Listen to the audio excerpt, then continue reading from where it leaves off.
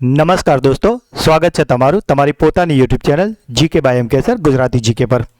મિત્રો, આજે આપણે આ વિડીયોમાં 24 જાન્યુઆરી 2026ના 15 મોસ્ટ આઈએમપી ટોપિકને ડિટેલમાં કવર કરીશું, એ પણ ખૂબ જ ટૂંકા સમયમાં. તો પૂરો વિડીયો બહુ ધ્યાનથી જોજો. અને મિત્રો, આપણે આ ચેનલ પર રોજના એવા જ 15 પ્રશ્નો પસંદ કરીએ છીએ કે જે તમારી આવનારી તમામ સ્પર્ધાત્મક પરીક્ષામાં તમને ખૂબ જ ઉપયોગી થાય.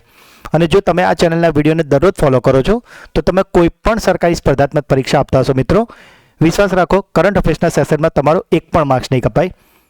તો જો હજુ સુધી ચેનલને સબસ્ક્રાઇબ ના કરી હોય તો પ્લીઝ જલ્દીથી કરી લેજો. તો ચલો વિડીયો સ્ટાર્ટ કરીએ છીએ.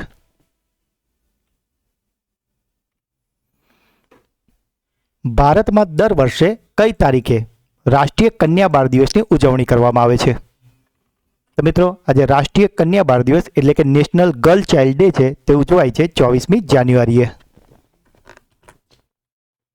ભારતમાં દર વર્ષે 24 જાન્યુઆરીએ રાષ્ટ્રીય બાલિકા દિવસ ઉજવવામાં આવે છે અને આ મહિલા અને બાળ વિકાસ મંત્રાલય દ્વારા 2008માં તેની શરૂઆત કરવામાં આવી હતી. અને આનો ઉદ્દેશ્ય છે બાળકીઓ સાથે જે અસમાનતાઓનો ભેદભાવ રખાય છે, જેવી કે શિક્ષણ, આરોગ્ય, પોષણ વિશે જે પણ બાળકીઓને લઈને અસમાનતા રખાય છે તેના સામે જાગૃતિ ફેલાવવાનો અને તેમના અધિકારોને સુનિશ્ચિત કરવાનો છે. મિત્રો, આ દિવસે એટલે કે 24 જાન્યુઆરીએ 1966માં ઇન્દિરા ગાંધીએ ભારતના પ્રથમ મહિલા વડાપ્રધાન તરીકે શપથ લીધા હતા, કે જેને મહિલા શક્તિના પ્રતીક તરીકે યાદ કરવામાં આવે છે. અને સાથે જ આ દિવસે સરકાર બેટી બચાવો બેટી પઢાઓ અને સુકન્યા સમૃદ્ધિ યોજના જેવી યોજના વિશે જાગૃતિ લાવે છે. તો મિત્રો, આમાંથી તમારે એટલું યાદ રાખવાનું છે કે રાષ્ટ્રીય બાલિકા દિવસ ક્યારે ઉજવાય છે? તો 24 જાન્યુઆરી. તેને કોના દ્વારા ડિક્લેર કરવામાં આવ્યું હતું? તો તે છે મહિલા અને બાળ વિકાસ મંત્રાલય દ્વારા. તે કઈ સાલમાં ડિક્લેર થયું હતું? તો 2008માં. અને આ કયા કારણથી ઉજવાય છે? તો તમારે કહેવાનું છે કે 1966માં આ દિવસે ઇન્દિરા ગાંધી પ્રથમ મહિલા વડાપ્રધાન બન્યા હતા માટે.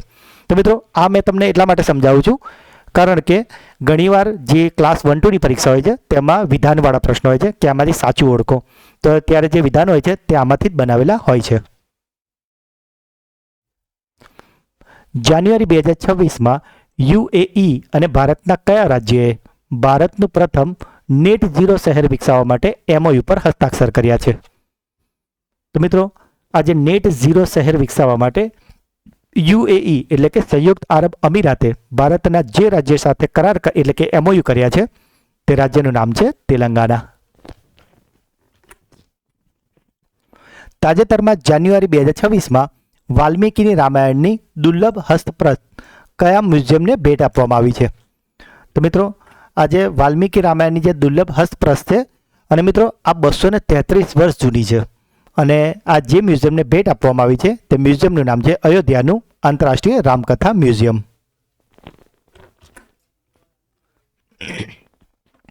એચડીએફસી બેંકના પૂર્ણ સમયના ડિરેક્ટર તરીકે કોની નિમણૂક કરવામાં આવી છે? તો મિત્રો, આજે એચડીએફસી બેંકના પૂર્ણ સમયના ડિરેક્ટર છે તે બની ગયા છે કૈઝાદ ભરૂચા.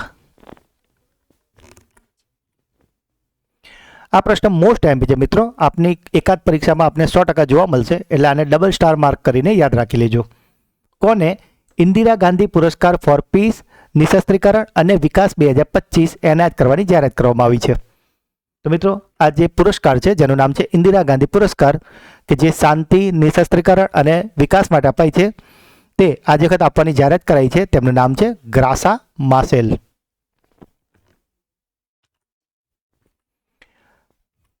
શાંતિ, નિશસ્ત્રીકરણ અને વિકાસ માટે ઇન્દિરા ગાંધી પુરસ્કાર મોઝામ્બિકના જાણીતા માનવાધિકારી કાર્યકર્તા અને પૂર્વ રાજકારણી ગ્રાસા માસેલને આપવામાં આવશે. તો મિત્રો, તમને પૂછાય કે કોને આપવામાં આવશે? તો ગ્રાસા માસેલ છે. અને તેઓ ક્યાંના છે? તો તેઓ છે મોઝામ્બિકના જાણીતા માનવાધિકારી. શિક્ષણ, આરોગ્ય, પોષણ, મહિલાઓના આર્થિક સશસ્ત્રીકરણ અને મુશ્કેલ સંજોગોમાં તેમના માનવતાવાદી કાર્યો માટે તેમની પસંદગી કરાઈ છે. પૂર્વ રાષ્ટ્રીય સુરક્ષા સલાહકાર શિવશંકર મેનનની અધ્યક્ષતાવાળી જે આંતરરાષ્ટ્રીય જ્યુરી હતી તેમણે આ એવોર્ડમાં આમની પસંદગી કરી છે. હવે પસંદગી થઈ છે માટે ગ્રાસા માસેલને આ પુરસ્કારમાં ₹1 કરોડ, એક પ્રશસ્તિપત્ર અને એક ટ્રોફી આપવામાં આવશે. ગ્રાસા માસેલની વાત કરીએ તો તેઓ વિશ્વની એકમાત્ર મહિલા છે કે જે 2 દેશો એટલે કે મોઝામ્બિક અને દક્ષિણ આફ્રિકાની પ્રથમ મહિલા રહી છે, અને તે નેલ્સન મંડેલાની પત્ની અને મોઝામ્બિકના પ્રથમ રાષ્ટ્રપતિ હતા, તેમના વિધવા છે. અને આ રાષ્ટ્રપતિનું નામ હતું સમોરા માશેલ. મિત્રો, કોઈ પણ દેશના રાષ્ટ્રપતિ હોય તેમને તે રાષ્ટ્રના પ્રથમ નાગરિક કહેવામાં આવે છે અને તેમના જે વાઇફ હોય તેમને પ્રથમ મહિલા કહેવાય છે. અને આ જે છે ગ્રાસા માસેલ, તેઓ 2 દેશના પ્રથમ મહિલા રહી ચૂક્યા છે. જાન્યુઆરી 2026માં કઈ પેન્શન મેનેજમેન્ટ સિસ્ટમને ઉમંગ પોર્ટલ સાથે એકીકૃત કરવામાં આવી છે? તો મિત્રો, આ જે પેન્શન મેનેજમેન્ટ સિસ્ટમ છે કે જેને ઉમંગ સાથે એકીકૃત કરાઈ છે તે મેનેજમેન્ટ સિસ્ટમનું નામ છે સંપન્ન. જો સંપન્નના પૂરા નામની વાત કરીએ તો સંપન્ન એ શોર્ટ ફોર્મ છે અને તેનું પૂરું નામ થાય છે system for accounting and management of pension, અને તેને જોડવામાં આવ્યું છે ઉમંગ પોર્ટલ સાથે. મિત્રો, તમે ઉમંગ પોર્ટલનું નામ તો સાંભળ્યું જ હશે, પરંતુ ઘણા ઓછા મિત્રોને તેનું પૂરું નામ ખબર હશે. તો ઉમંગ પોર્ટલનું પૂરું નામ છે unified mobile application for new age governance. મિત્રો, આપણે કહીએ છીએ 15 પ્રશ્નો, પણ જો તમે વિડીયોને પૂરો ધ્યાનથી દરરોજ જોતા હશો તો દરરોજના એટલીસ્ટ તમારા 20 થી 25 પ્રશ્નો રોજ કવર થાય છે. નેક્સ્ટ ક્વેશ્ચન, ભારત તાજેતરમાં કયા આફ્રિકન દેશ સાથે સંરક્ષણ અને નિર્ણાયક ખનિજોના ક્ષેત્રમાં સહકારને વધુ ગાઢ બનાવવા માટે સંમત થાય છે? તો મિત્રો, આજે ભારત જે આફ્રિકન દેશ સાથે સંરક્ષણ અને ખનિજોના ક્ષેત્રમાં સહકારને મજબૂત કરવાનું છે તે દેશ છે નામિબિયા. સ્વચ્છ ભારત મિશન શહેર હેઠળ 100% ઘન કચરાની પ્રક્રિયા કરનાર યુપીનું પ્રથમ શહેર કયું બન્યું છે? મિત્રો, જેમ આપણે અગાઉ પણ તમને જણાવ્યું છે કે કોઈ પણ વસ્તુ જ્યારે પ્રથમ એવો શબ્દ આવે તો તમારે સમજી લેવાનું કે આને પરીક્ષામાં આવવાની ચાન્સીસ બહુ જ વધારે હોય. તો અહીંયા વાત થઈ છે કે એવું કયું યુપીનું પ્રથમ શહેર છે કે જે સ્વચ્છ ભારત મિશન અર્બન એટલે કે શહેરી વિસ્તાર માટે 100% ઘન કચરાની પ્રક્રિયા કરે છે. તો મિત્રો, આ જે શહેર છે તેનું નામ છે લખનઉ.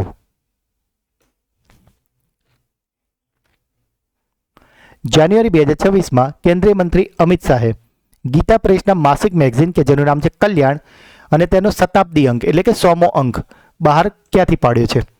તો મિત્રો, આજે કલ્યાણનું જે શતાબ્દી અંક એટલે 100મો અંક હતો કે જેને બહાર પાડવા માટે અમિત શાહ ગયા હતા અને તે જગ્યા હતી ઉત્તરાખંડનું ઋષિકેશ.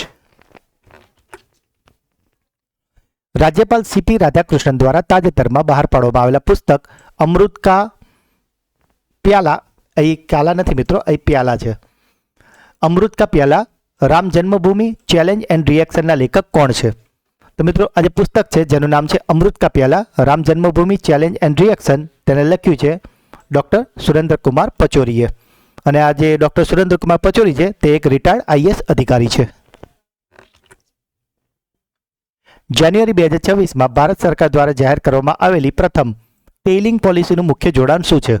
તો મિત્રો, જો તમને પરીક્ષામાં પૂછવામાં આવે કે ટેઇલિંગ પોલિસી આ શું છે, બસ આટલું જ પૂછવામાં આવે તો તમારે યાદ રાખવાનું કે જે ટેઇલિંગ પોલિસી છે તે સંબંધિત છે ખાણકામના કચરામાંથી મહત્વપૂર્ણ ખનિજોની પુનઃપ્રાપ્તિ સાથે. જાન્યુઆરી 2026માં કયા યુરોપિયન દેશે ભારત દ્વારા શરૂ કરાયેલ ઇન્ડો પેસિફિક મહાસાગર પહેલ એટલે કે IPOI માં જોડાયો છે? તો મિત્રો, આ જે ઇન્ડો પેસિફિક મહાસાગર પહેલ છે તેમાં હવે જોડાઈ ગયું છે સ્પેન. તાજેતરમાં કેન્દ્રીય મંત્રીમંડળે અટલ પેન્શન યોજના કયા વર્ષ સુધી ચાલુ રાખવાની મંજૂરી આપી છે? તો મિત્રો, આ જે અટલ પેન્શન યોજના છે તે હવે ચાલુ રહેવાની છે 2030 ને 31 સુધી. આ યોજના વડાપ્રધાન નરેન્દ્ર મોદીએ 9 મે 2015ના રોજ શરૂ કરી હતી. બ્રાન્ડ ફાઇનાન્સ ગ્લોબલ 500 એનો જે 2026નો અહેવાલ આવ્યો છે તેના મુજબ વિશ્વની બીજી સૌથી મૂલ્યવાન આઈટી સેવાઓ બ્રાન્ડ કઈ છે? તો મિત્રો, આજે બીજા નંબરની સૌથી મૂલ્યવાન આઈટી સેવા બની છે વિશ્વમાં તે છે TCS, જેનું પૂરું નામ છે ટાટા કન્સલ્ટન્સી સર્વિસ. કઈ રાજ્ય સરકારે સંશોધકો માટે ₹25,000ની માસિક નાણાકીય સહાય યોજના શરૂ કરવાની જાહેરાત કરી છે?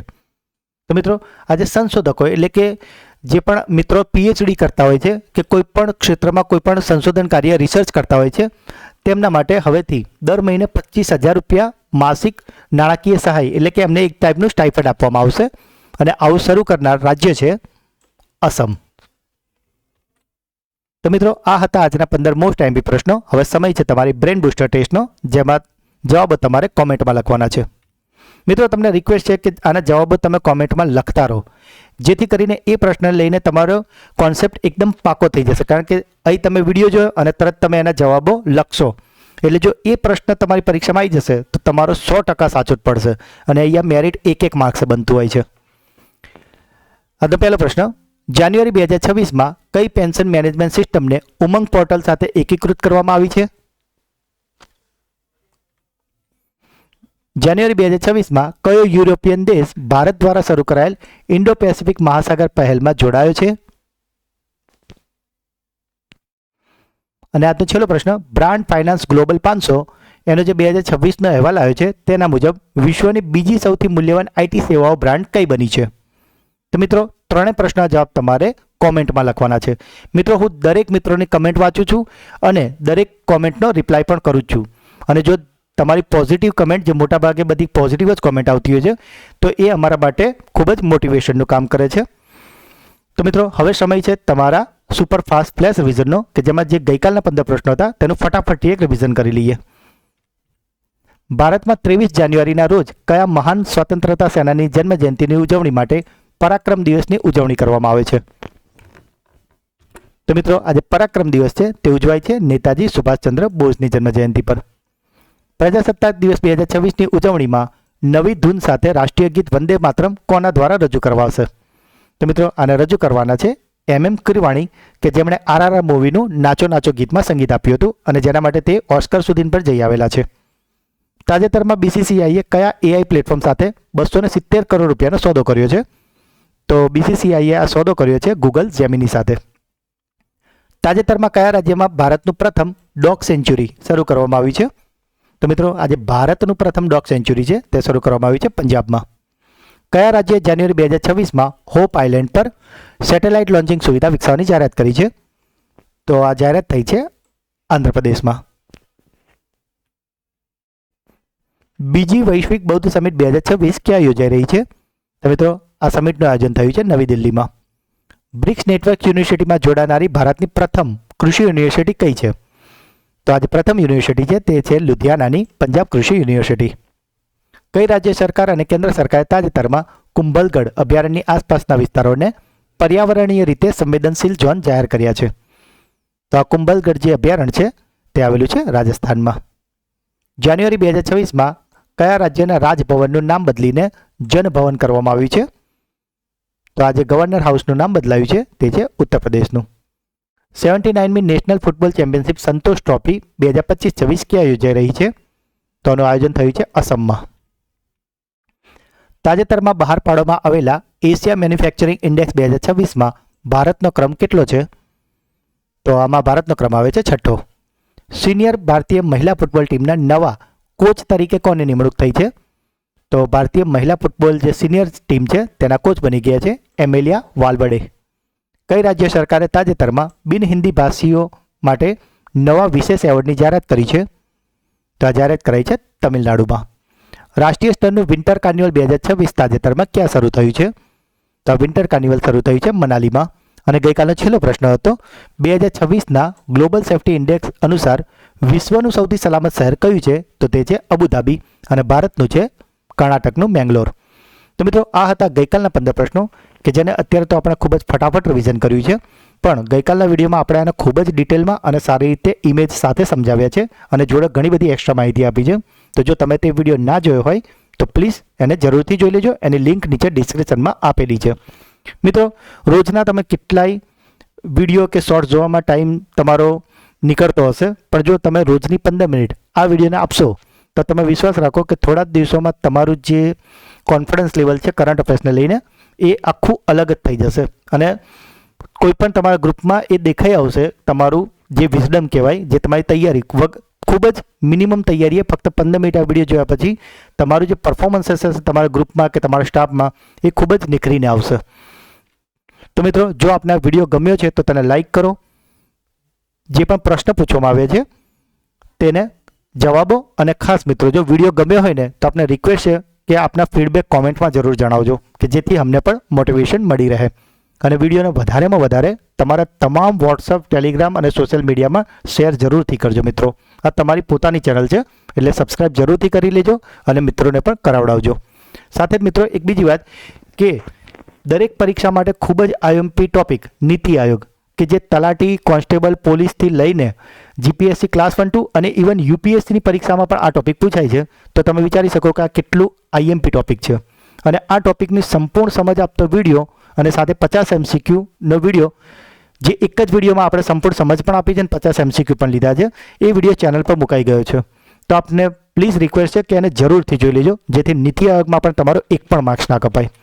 અને મિત્રો મળીએ છીએ તો નવા વિડીયોમાં. અને જેમ કીધું એમ મિત્રો, આપના ફીડબેક કે જો આપને વિડીયો ગમ્યો હોય તો કોમેન્ટમાં જરૂરથી જણાવજો મિત્રો. અને વિડીયોને વધારે વધારે તમારા મિત્રો સાથે શેર કરજો. મળીએ છીએ એક નવા વિડીયોમાં. ત્યાં સુધી ભણતા રહો, આગળ વધતા રહો. જય હિન્દ, જય ભારત, જય ગુજરાત.